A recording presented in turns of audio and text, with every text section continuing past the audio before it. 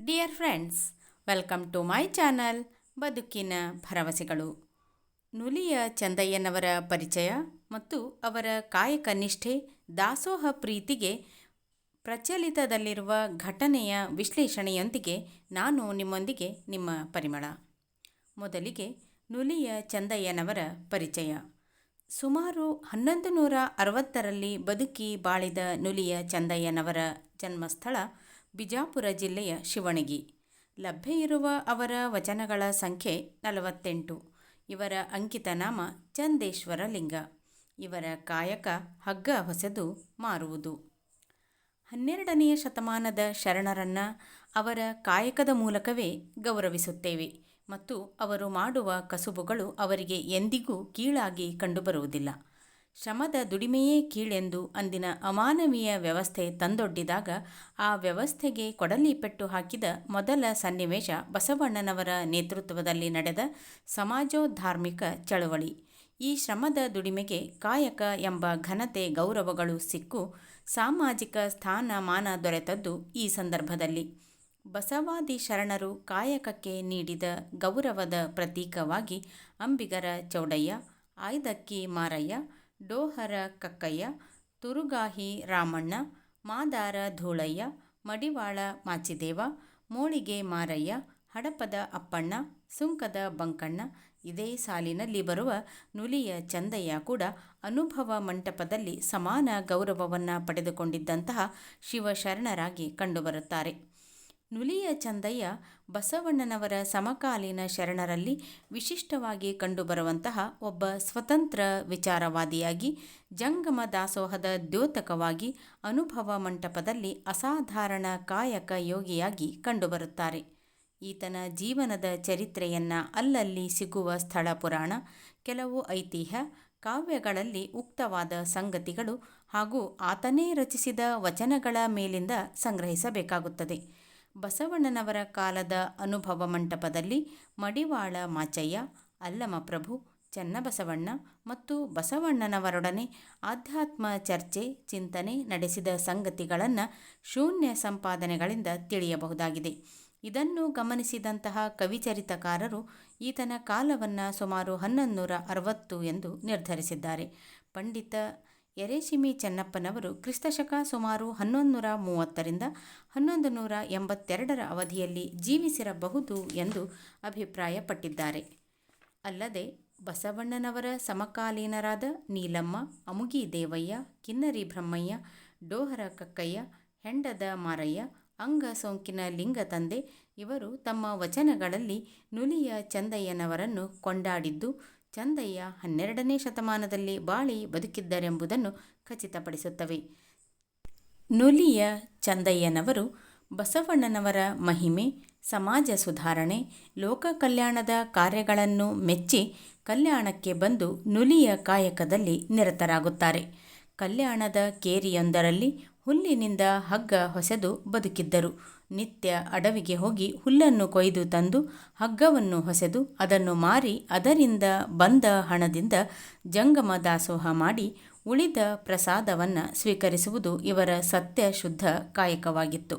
ಅದಕ್ಕಾಗಿ ಇವರಿಗೆ ನುಲಿಯ ಚಂದಯ್ಯ ಎಂಬ ಹೆಸರು ಅನ್ವರ್ಥಕವಾಗಿತ್ತು. ನುಲಿಯ ಚಂದಯ್ಯನಲ್ಲಿ ಬಸವಣ್ಣನ ಭಕ್ತಿ, ಮಡಿವಾಳಯ್ಯನ ನಿಷ್ಠೆ, ಚನ್ನಬಸವಣ್ಣನ ಸಾವಧಾನ ಜ್ಞಾನ, ಸತ್ಯಕ್ಕನ ಸ್ವಾನುಭಾವ ಪ್ರಭೆ, ಪ್ರಭುದೇವರ ಸದಾನಂದ ಪರಾಕಾಷ್ಠೆ, ಅಜಗಣ್ಣನ ಸಮರಸ ಐಕ್ಯತ್ವ ಇವೆಲ್ಲ ಒಟ್ಟಾಗಿ ನೆಲೆಗೊಂಡಿದ್ದವು. ಜಂಗಮ ಭಕ್ತಿಯೇ ಅಧಿಕ, ಜಂಗಮ ಪೂಜೆಯೇ ಲಿಂಗ ಪೂಜೆ, ಜಂಗಮ ಭಕ್ತಿಯೇ ಲಿಂಗ ಭಕ್ತಿ, ಜಂಗಮ ತೃಪ್ತಿಯೇ ಲಿಂಗ ತೃಪ್ತಿ, ಜಂಗಮ ದಾಸೋಹವೇ ಪರಮ ಪದವೆಂದು ತಿಳಿದು ಎಲ್ಲ ಕ್ರಿಯೆಗಳನ್ನು ಜಂಗಮ ದಾಸೋಹದಲ್ಲಿಯೇ ಕಂಡು ಅದೇ ತನ್ನ ನಿಜ ಪದವೆಂದು ನಂಬಿ ಮನಮಗ್ನವಾಗಿರುತ್ತಿದ್ದರು ನುಲಿಯ ಚಂದಯ್ಯನವರು. ನುಲಿಯಿಂದ ನೇಣನ್ನು ಹಾಕಿಕೊಳ್ಳಬಹುದು, ಕೈಲಾಸಕ್ಕೆ ಏಣಿಯನ್ನೂ ಹೊಸೆದುಕೊಳ್ಳಬಹುದು ಎಂಬಂತೆ ನುಲಿಯ ಚಂದಯ್ಯನವರು ತಮ್ಮ ನುಲಿಯಿಂದ ದೇವಲೋಕಕ್ಕೆ ದಾರಿಯನ್ನೇ ಮಾಡಿದ್ದಾರೆ ಎನ್ನುತ್ತಾರೆ ಡಾಕ್ಟರ್ ಸಿದ್ದಯ್ಯ ಪುರಾಣಿಕರು. ಶಿವಣಗಿಯಲ್ಲಿ ಚಂದಯ್ಯನ ದೇವಾಲಯವಿರುವುದನ್ನು ಕಾಣಬಹುದು. ಅಲ್ಲದೆ ಕಲ್ಯಾಣದ ತ್ರಿಪುರಾಂತಕ ಕೆರೆಯ ಬದಿಯಲ್ಲಿರುವ ಚಂದಯ್ಯನ ಗವಿ, ಬನವಾಸಿಯ ಮಧುಕೇಶ್ವರ ದೇವಾಲಯದ ಕಲ್ಲು ಮಂಟಪದಲ್ಲಿರುವ ಚಂದಯ್ಯನ ಮೂರ್ತಿಯಲ್ಲಿ ಈತನ ಬಗೆಗೆ ಅನೇಕ ಕುರುಹುಗಳಿವೆ. ಈತ ಸಂಚರಿಸಿದ ನುಲೇನೂರು, ಕಲ್ಲತ್ತಿಗೆರೆ, ಎಣ್ಣೆಹೊಳೆ, ನಂದಿ, ಮುರುಕುನಂದಿ ಮುಂತಾದ ಸ್ಥಳಗಳಲ್ಲಿ ನುಲಿಯ ಚಂದಯ್ಯನವರ ಬಗೆಗಿನ ವಿವರಣೆ ಸಿಗುತ್ತವೆ. ನುಲಿಯ ಚಂದಯ್ಯ ಒಬ್ಬ ಉತ್ತಮ ವಚನಕಾರರಾಗಿದ್ದರು. ಚಂದೇಶ್ವರ ಎಂಬುದು ಅವರ ವಚನಗಳ ಅಂಕಿತನಾಮವಾಗಿತ್ತು. ಬಹುಶಃ ಇವರು ರಚಿಸಿರುವ ಎಲ್ಲ ವಚನಗಳು ಸಿಗದಿರುವುದರಿಂದ ಇವರು ರಚಿಸಿದ ಒಟ್ಟು ವಚನಗಳು ಎಷ್ಟೆಂಬುದರ ಬಗ್ಗೆ ಖಚಿತತೆ ಇಲ್ಲವಾಗಿದೆ. ಆದರೆ ಇವರ ವಚನಗಳಲ್ಲಿ ಅತ್ಯಂತ ಶ್ರೇಷ್ಠ ವಿಚಾರಗಳು ಪ್ರಸ್ತಾಪವಾಗಿವೆ. ಚಂದಯ್ಯನ ಕಾಯಕ ನಿಷ್ಠೆ, ಜಂಗಮ ದಾಸೋಹ ಶ್ರದ್ಧೆ, ಕ್ರಿಯಾಜ್ಞಾನಾನುಭವ ಸಾಮರಸ್ಯ, ನಿಶ್ಚಲ ಮನ, ನಿರ್ಭೀತ ಭಾವ, ಸ್ವತಂತ್ರ ವಿಚಾರ, ಪ್ರಾಮಾಣಿಕ ನಡೆ ನುಡಿ, ಸತ್ಯವಾದದ್ದನ್ನು ಮಾತ್ರ ಒಪ್ಪುವ ನಿಷ್ಕಲ್ಮಶ ಹೃದಯ, ತನಗೆ ಸರಿ ಅನಿಸಿದ್ದನ್ನು ಯಾವುದೇ ಸಂಕೋಚವಿಲ್ಲದೆ ಹೇಳಿಕೊಳ್ಳುವ ಮುಕ್ತತೆ ಮತ್ತು ಇವರ ವಚನಗಳಲ್ಲಿ ಬಳಸಿರುವ ಸರಳ ಭಾಷೆ, ಉದಾತ್ತ ವಿಚಾರಧಾರೆ, ಲೌಕಿಕತೆಗಿಂತ ಹೆಚ್ಚಾಗಿ ತಾತ್ವಿಕತೆಗೆ ಅವಕಾಶ ಕಲ್ಪಿಸಿರುವ ಇವರ ವಚನಗಳು ಅತ್ಯಂತ ಸರಳವಾಗಿ ಸಾಮಾನ್ಯರಿಗೂ ಕೂಡ ಅರ್ಥವಾಗುವುದನ್ನು ಗಮನಿಸಿದರೆ ಇವರು ಉತ್ತಮ ವಚನಕಾರರಾಗಿರುವುದನ್ನು ಗಮನಿಸಬಹುದು. ಕಾಯಕದಿಂದಲೇ ಜೀವನ್ಮುಕ್ತಿ ಎಂದು ಸಾರುವ ಚಂದಯ್ಯನವರು ಕಾಯಕದ ಸೂತ್ರಕ್ಕೆ ಭಾಷ್ಯ ಬರೆದು, ಗುರುವಾದಡು ಲಿಂಗವಾದಡು ಜಂಗಮವಾದಡು ಚರಸೇವೆಯ ಮಾಡಬೇಕು. ಕಂದಿಸಿ ಕುಂದಿಸಿ ಬಂಧಿಸಿ ಕಂಡವರ ಬೇಡಿ ತಂದು ಸತ್ಯ ಶುದ್ಧ ಕಾಯಕದಿಂದ ಬಂದ ದ್ರವ್ಯದಲ್ಲಿ ಚಿತ್ತ ವಿಚ್ಛಂದವಾಗದಿರಬೇಕು. ಕಾಯಕ ನಿಷ್ಠೆಯನ್ನು ಘಂಟಾಘೋಷವಾಗಿ ಸಾರುವುದರೊಂದಿಗೆ ಚಂದಯ್ಯನವರ ಕಾಯಕ ನಿಷ್ಠೆ ಮತ್ತು ಜೀವನ ಪ್ರೀತಿಯ ಮೌಲ್ಯಗಳನ್ನು ಸಂಕೇತಿಸುತ್ತದೆ. ನಿಜ ಕಾಯಕದ ನೆಲೆಯನ್ನು ನಿಲುವನ್ನು ಅರಿತಿದ್ದ ನುಲಿಯ ಚಂದಯ್ಯ ಅದಕ್ಕೆ ಉದಾಹರಣೆಯಾಗಿ ತಮ್ಮ ಶ್ರೇಷ್ಠ ಬದುಕನ್ನು ಸಾಗಿಸುತ್ತಿದ್ದವರು. ಆವಾವ ಕಾಯಕದಲ್ಲಿ ಬಂದಡೂ ಭಾವಶುದ್ಧವಾಗಿ ಗುರು ಲಿಂಗ ಜಂಗಮಕ್ಕೆ ಮಾಡುವುದೇ ಶಿವಪೂಜೆ. ಚಂದಯ್ಯನವರು ಕಾಯಕದಲ್ಲಿಯೇ ಸರ್ವವನ್ನೂ ಸಾಧಿಸಿದ ಶರಣ. ಆತ ಮಾಡಿದ್ದೆಲ್ಲವೂ ಲಿಂಗಪೂಜೆಯೇ ಆಗಿತ್ತು. ಆತನ ಸರ್ವ ಕ್ರಿಯೆಗಳು ಲಿಂಗ ಕ್ರಿಯೆಗಳಾಗಿದ್ದವು. ಕೇವಲ ಧಾರ್ಮಿಕ ಲಾಂಛನಗಳು, ಸಂಕೇತಗಳು ಕಾಯಕ ನಿಷ್ಠೆಯನ್ನು ಸೂಚಿಸಲಾರವು ಎಂಬುದು ಇವರ ನಿಲುವು.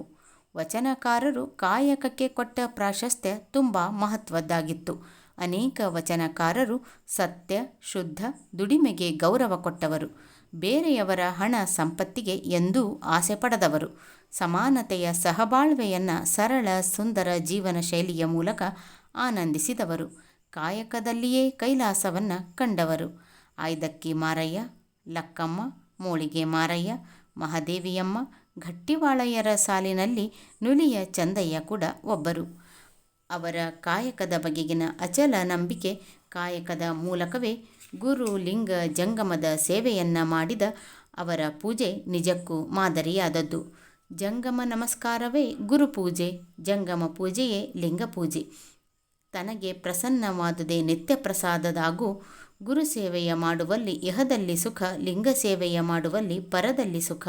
ಚಂದೇಶ್ವರ ಲಿಂಗವ ಹಿಂಗದ ಭಾವ ಎಂದು ಹೇಳುವಲ್ಲಿ ಜಂಗಮ ದಾಸೋಹಕ್ಕೆ ಇವರು ನೀಡಿದ ಮತ್ತು ದಾಸೋಹವೇ ಸರ್ವಶ್ರೇಷ್ಠವಾದದ್ದೆಂದು ನಂಬಿದ ನಿಜ ಶರಣರಾಗಿ ಕಂಡುಬರುತ್ತಾರೆ. ಮಡಿವಾಳ ಮಾಚಯ್ಯ ಹಾಗೂ ಅನುಭವ ಮಂಟಪದ ಶರಣ ಸಮೂಹದ ಮಧ್ಯೆ ಚಂದಯ್ಯ ವಾದಿಸಿದ ಜಂಗಮ ಪರವಾದ ನಿಲುವು ಮತ್ತು ಅದನ್ನು ಅತ್ಯಂತ ನಿರ್ಭೀತಿಯಿಂದ ಎತ್ತಿ ಹಿಡಿದ ವಚನಗಳು ನಮಗೆ ದೊರೆತಿವೆ. ಮಾನವ ಬದುಕಿನ ಸತ್ಯತೆಯನ್ನು ಬದುಕಿನ ಧ್ಯೇಯವಾಗಿಸಿಕೊಂಡ ಸರಳ ನಡೆಯನ್ನು ನುಲಿಯ ಚಂದಯ್ಯ ಕೊಟ್ಟಿದ್ದಾರೆ. ದಾಸೋಹ ಎಂಬುದು ದಾನಕ್ಕಿಂತ ಭಿನ್ನವಾದುದು. ದಾನ ಕೊಡುವವನಿಗೆ ಅಹಂಕಾರ, ತೆಗೆದುಕೊಳ್ಳುವವನಿಗೆ ಆತ್ಮವಿಶ್ವಾಸವನ್ನು ಧ್ವಂಸ ಮಾಡಬಹುದು. ಆದರೆ ದಾಸೋಹವೆಂಬ ಕಿಂಕರ ಭಾವದಲ್ಲಿ ವಿನಮ್ರ ಭಾವ ಇರುತ್ತದೆ ಎಂಬುದು ಇವರ ನಿಲುವು. ನುಲಿಯ ಚಂದಯ್ಯನವರ ಕಾಯಕ ನಿಷ್ಠೆ ಮತ್ತು ದಾಸೋಹ ಪ್ರೀತಿಗೆ ಪ್ರಚಲಿತದಲ್ಲಿರುವ ಘಟನೆಯ ವಿಶ್ಲೇಷಣೆಗೆ ಬರೋಣ. ನುಲಿಯ ಚಂದಯ್ಯನವರು ಎಂದಿನಂತೆ ಹಳ್ಳದಲ್ಲಿ ಹುಲ್ಲು ಕುಯ್ಯುತ್ತಿರುವಾಗ ಅವರ ಅಂಗದ ಮೇಲಿನ ಲಿಂಗ ಜಾರಿ ನೀರಿನಲ್ಲಿ ಬಿದ್ದಿತ್ತು. ನುಲಿಯ ಚಂದಯ್ಯನವರು ಅದನ್ನು ಗಮನಿಸದೆ ತಮ್ಮ ಕಾಯಕದಲ್ಲಿ ತಲ್ಲೀನರಾಗಿದ್ದರು. ಹುಲ್ಲು ಹೊರೆ ಮಾಡಿ ಕಟ್ಟಿ ಹೊತ್ತುಕೊಂಡು ಹೊರಟರು. ಹಾದಿಯಲ್ಲಿ ಮಡಿವಾಳ ಮಾಚಯ್ಯನವರು ಬಟ್ಟೆ ತೊಳೆಯುತ್ತಿದ್ದರು. ಅವರನ್ನು ಕಂಡು ಶರಣೆಂದರು. ಮಾಚಯ್ಯನವರು ಚಂದಯ್ಯನವರನ್ನು ಕಂಡು ಆನಂದದಿಂದ ಶರಣೆಂದರು. ಚಂದಯ್ಯನವರು ಮಾಚಯ್ಯನವರಿಗೆ ತಮ್ಮ ಇಷ್ಟಲಿಂಗ ಜಾರಿ ನೀರಲ್ಲಿ ಬಿದ್ದುದನ್ನು, ತಾವದನ್ನು ಗಮನಿಸದೆ ಹುಲ್ಲು ಕೊಯ್ಯುವ ಕಾಯಕ ಮುಗಿಸಿ ಹೊರಟು ಬಂದುದನ್ನು ವಿವರಿಸಿದರು. ಮಾಚಯ್ಯನವರು ಚಂದಯ್ಯನವರ ನಡೆಯನ್ನು ಒಪ್ಪಲಿಲ್ಲ. ಲಿಂಗವಿರುವ ತನಕ ಲಿಂಗಪೂಜೆಯೂ ಇರಬೇಕೆಂದು ತಿಳಿಸಿ ಹೇಳಿದರು. ನುಲಿಯ ಚಂದಯ್ಯನವರಲ್ಲಾದರೋ ಕಾಯಕ ನಿಷ್ಠೆ, ಜಂಗಮ ದಾಸೋಹ ಎರಡಿದ್ದರೆ ಸಾಕು ಎಂಬ ನಂಬಿಕೆ ನೆಲೆಯಾಗಿ ನಿಂತು ಬಿಟ್ಟಿದ್ದಿತು. ಶಿವಪೂಜೆ ಎಂದರೇನು? ಆವಾವ ಕಾಯಕದಲ್ಲಿ ಬಂದಡೂ ಭಾವಶುದ್ಧವಾಗಿ ಗುರುಲಿಂಗ ಜಂಗಮಕ್ಕೆ ಮಾಡುವುದೇ ಶಿವಪೂಜೆ. ಲಿಂಗವೆಂಬುದು ಗುರುವಿನ ಹಂಗು, ಗುರುವೆಂಬುದು ಲಿಂಗದ ಹಂಗು. ಉಭಯಕ್ಕತೀತ ಜಂಗಮ ಲಿಂಗ ದಾಸೋಹ, ಅದೇ ಚಂದೇಶ್ವರ ಲಿಂಗಕ್ಕೆ ಕಟ್ಟುವ ಗೊತ್ತು ಎಂದು ವಾದಿಸಿದರು. ಇಲ್ಲಿ ಮುಖ್ಯ ಪ್ರಶ್ನೆ, ಕಾಯಕ ಜಂಗಮಾರಾಧನೆ ನಡೆಸಿದರೆ ಸಾಕೇ, ಇಲ್ಲವೇ ಇವುಗಳೊಡನೆ ಲಿಂಗಪೂಜೆಯೂ ಬೇಕೇ? ಚಂದಯ್ಯನವರ ದೃಷ್ಟಿಯಲ್ಲಾದರೂ ಭಾವಶುದ್ಧವಾಗಿಪ್ಪುದೇ ಗುರುಪೂಜೆ, ಜ್ಞಾನಶುದ್ಧವಾಗುಪ್ಪುದೇ ಲಿಂಗಪೂಜೆ. ತ್ರಿಕರಣ ಶುದ್ಧವಾಗಿ ತ್ರಿವಿಧ ಮಲದಲ್ಲಿ ನಿಶ್ಚಯವಾಗಿ ನಿಂದುದೇ ಜಂಗಮ ಪೂಜೆ. ಇಂತಿ ತ್ರಿವಿಧ ಭೇದದಲ್ಲಿ ತ್ರಿವಿಧಾರ್ಪಣವ ಅರ್ಪಿಸಿ ನಿಂದುದೇ ಚಂದೇಶ್ವರ ಲಿಂಗಕ್ಕೆ ಅರ್ಪಿತ ಮಡಿವಾಳಯ್ಯ ಎನ್ನುತ್ತಾರೆ ಚಂದಯ್ಯನವರು. ಆದರೆ ಮಡಿವಾಳಯ್ಯನವರ ಸಿದ್ಧಾಂತವೇ ಬೇರೆ. ಅರಿವನರಿದೆನೆಂದು ಕ್ರಿಯ ಬಿಡಬಾರದು. ಮಧುರಕ್ಕೆ ಮಧುರ ಒದಗಲಾಗಿ ಸವಿಗೆ ಕೊರತೆಯುಂಟೆ? ದ್ರವ್ಯಕ್ಕೆ ದ್ರವ್ಯ ಕೂಡಲಾಗಿ ಬಡತನ ಕಡಹುಂಟೆ? ನೀ ಮಾಡುವ ಮಾಟ ಶಿವಪೂಜೆಯ ನೋಟ ಭಾವವಿರಬೇಕು. ಅದು ಕಲಿದೇವರ ದೇವಯ್ಯನ ಕೂಟ ಚಂದಯ್ಯ ಎನ್ನುತ್ತಾರೆ ಮಡಿವಾಳ ಮಾಚಯ್ಯನವರು. ಇಷ್ಟಾದರೂ ಈ ತೊಡಕು ಬಿಡಲಿಲ್ಲ. ಅನುಭವ ಮಂಟಪದಲ್ಲಿಯೇ ಅದರ ಇತ್ಯರ್ಥವಾಗಲೆಂದು ಇಬ್ಬರೂ ಅಲ್ಲಿಗೆ ಹೋದರು. ಅಲ್ಲಿ ಚಂದಯ್ಯನವರು ಭಿನ್ನವಿಸಿಕೊಂಡರು. ಗುರು ಇಷ್ಟವ ಕೊಟ್ಟು ಕೂಲಿಗೆ ಕಟ್ಟಿದ ಲಿಂಗ ದೃಷ್ಟವ ತೋರಿ ತನ್ನ ರಜತದ ಬೆಟ್ಟದ ಮೇಲಿರಿಸಿದ.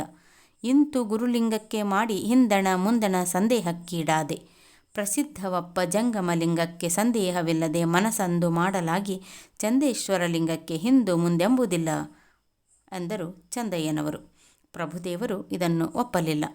ಪರುಷವಾದರೂ ಒಂದರಲ್ಲಿ ಇರಿಸಿರಬೇಕು, ರತ್ನ ವಿಶೇಷವಾದಡೂ ಕುಂದಣದಲ್ಲಿ ಬಂಧಿಸಿ ಸಂಧಿಸಬೇಕು.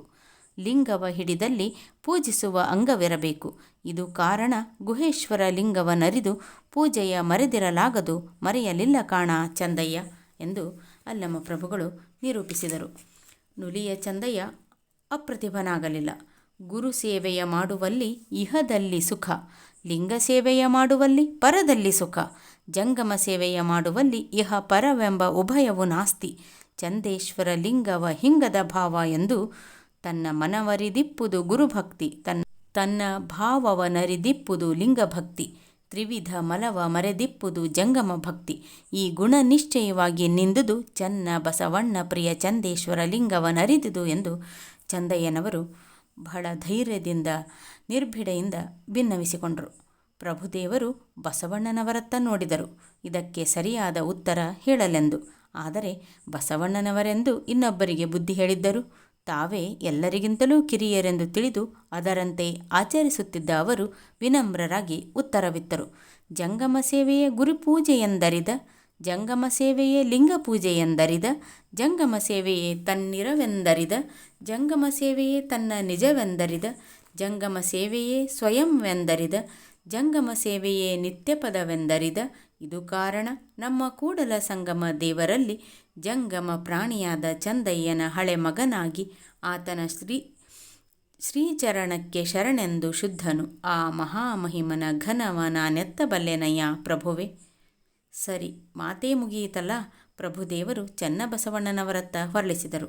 ಚನ್ನಬಸವಣ್ಣನವರು ತಡಮಾಡದೆ ತಕ್ಷಣ ತೀರ್ಮಾನವಿತ್ತರು. ಜಂಗಮವೇ ಪರವೆಂದರಿದಡೇನು? ಆ ಜಂಗಮದಂಗವಲ್ಲವೇ ಲಿಂಗ? ಆ ಲಿಂಗ ಚೈತನ್ಯದರಿವೆಲ್ಲವೂ ಜಂಗಮವಲ್ಲವೇ? ಅಂಗವಿಲ್ಲದ ಜೀವಕ್ಕೆ, ಆತ್ಮನಿಲ್ಲದ ಅಂಗಕ್ಕೆ ಸರ್ವಭೋಗದ ಸುಖವುಂಟೆ? ಮಣ್ಣಿಲ್ಲದೆ ಮರನುಂಟೆ? ಮರನಿಲ್ಲದೆ ಹಣ್ಣುಂಟೆ? ಹಣ್ಣಿಲ್ಲದೆ ಸ್ವಾದ ಉಂಟೆ? ಹೀಂಗರಿಯುವುದಕ್ಕೆ ಕ್ರಮ ಅಂಗವೇ ಮಣ್ಣು, ಲಿಂಗವೇ ಮರನು, ಜಂಗಮವೇ ಫಲವು, ಪ್ರಸಾದವೇ ರುಚಿಯು. ಇದು ಕಾರಣ ಕೂಡಲ ಚನ್ನಸಂಗಯ್ಯನಲ್ಲಿ ಸಾಕಾರ ಲಿಂಗವೇ ಜಂಗಮದಂಗವಯ್ಯ ಪ್ರಭುವೇ ಎಂದರು ಚನ್ನಬಸವಣ್ಣನವರು. ಬೋಧೆ ಬೆಳಗಿತು, ವಾದ ನಿಂತಿತು, ಹಾದಿ ದೊರೆಯಿತು. ಅಂಗ ಲಿಂಗ ಜಂಗಮ ಪ್ರಸಾದ ಪರಸ್ಪರಾವಲಂಬಿಗಳು. ಒಂದರಿಂದ ಇನ್ನೊಂದು ಒಡಮೂಡುತ್ತಾ ಹೋಗುವವು. ಒಂದಿಲ್ಲದಿದ್ದರೆ ಇನ್ನೊಂದಿಲ್ಲ. ಫಲದ ಸ್ವಾದ ಬೇಕು, ಫಲ ಬೇಡವೆಂದರೆ ಆಗದು.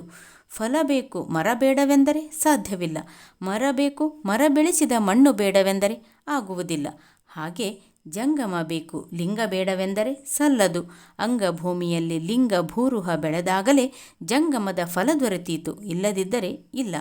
ಚಿಕ್ಕದಣ್ಣಾಯಕರ ಈ ಯುಕ್ತಿಯುಕ್ತ ತರ್ಕಶುದ್ಧ ಉತ್ತರ ನುಲಿಯ ಚಂದಯ್ಯನವರ ಸಂಶಯ ಛೇದ ಮಾಡಿ ಲಿಂಗಪೂಜೆಯಲ್ಲಿ ವಿಶ್ವಾಸವನ್ನು ಹುಟ್ಟಿಸಿತು. ನುಲಿಯ ಚಂದಯ್ಯನವರು ಮತ್ತೆ ಲಿಂಗ ಧರಿಸಿದರು, ಲಿಂಗ ಪೂಜೆ ಮಾಡತೊಡಗಿದರು. ಆದರೆ ಅವರು ತೋರಿದ ವಿಚಾರ ಸ್ವಾತಂತ್ರ್ಯದ ಕೆಚ್ಚು ಇಂದಿಗೂ ಅನುಕರಣೀಯವಾಗಿದೆ.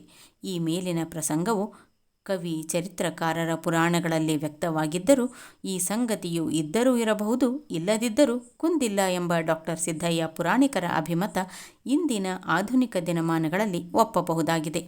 ಹೀಗೆ ನುಲಿಯ ಚಂದಯ್ಯನವರು ತಮ್ಮ ಸತ್ಯ ಶುದ್ಧ ಕಾಯಕ ಹಾಗೂ ಜಂಗಮ ದಾಸೋಹದ ದ್ಯೋತಕವಾಗಿ ಅನೇಕ ವಚನಕಾರರಿಂದಲೂ ಮೆಚ್ಚುಗೆಗೆ ಪಾತ್ರರಾಗುತ್ತಾರೆ. ಕಿನ್ನರಿ ಬ್ರಹ್ಮಯ್ಯ ಪ್ರಾಣಲಿಂಗಿಸ್ಥಲವನರಿದು ತಮ್ಮ ಪ್ರಾಣಲಿಂಗಿಸ್ಥಲದಲ್ಲಿ ಬಯಲಾದರೂ ನುಲಿಯ ಚಂದಯ್ಯಗಳು ಎಂದು, ಡೋಹರ ಕಕ್ಕಯ್ಯನವರು ಎನಗೆ ಪ್ರಾಣಲಿಂಗಿಸ್ಥಲವ ತೋರಿದಾತ ಚಂದಯ್ಯನು ಎಂದು, ಎನ್ನ ತನುವಿನ ಮೂರ್ತಿಯೇ ಚಂದಯ್ಯನು ಎಂದು ಅಂಗಸೋಂಕಿನ ಲಿಂಗ ತಂದೆ, ಚಂದಯ್ಯನ ಪ್ರಸಾದವ ಕೊಂಡೆನ್ನ ಮನಸೂತಕ ಹೋಯಿತ್ತಯ್ಯ ಎಂದು ಅಮುಗಿ ದೇವಯ್ಯಗಳು ಕೊಂಡಾಡಿದ್ದಾರೆ. ಇಂತಹ ನುಲಿಯ ಚಂದಯ್ಯ ಒಬ್ಬ ಶ್ರೇಷ್ಠ ಅನುಭಾವಿಯಾಗಿ ತನ್ನ ಉನ್ನತ ವಿಚಾರ, ಉದಾತ್ತ ಜೀವನ, ಪ್ರೀತಿಯ ದ್ಯೋತಕವಾಗಿ ಆದರ್ಶ ತತ್ವಗಳನ್ನು ತನ್ನ ನಿಜ ಜೀವನದಲ್ಲಿ ಇಟ್ಟುಕೊಂಡು ಶ್ರೇಷ್ಠ ವಚನಕಾರರ ಸಾಲಿನಲ್ಲಿ ಅತ್ಯಂತ ವಿಶಿಷ್ಟ ಸ್ಥಾನವನ್ನು ಪಡೆದುಕೊಂಡ ಮಹಾಮಹಿಮ ಶರಣರಾಗಿ ಕಂಡುಬಂದಿದ್ದಾರೆ. ಇಂಥ ಒಬ್ಬ ಶ್ರೇಷ್ಠ ವಚನಕಾರರ ಶರಣರ ವಚನಗಳ ವಿಶ್ಲೇಷಣೆಯನ್ನು ಮುಂದಿನ ವಿಡಿಯೋದಲ್ಲಿ ವಿಶ್ಲೇಷಣೆ ಮಾಡೋಣ. ಶರಣು ಶರಣಾರ್ಥಿ.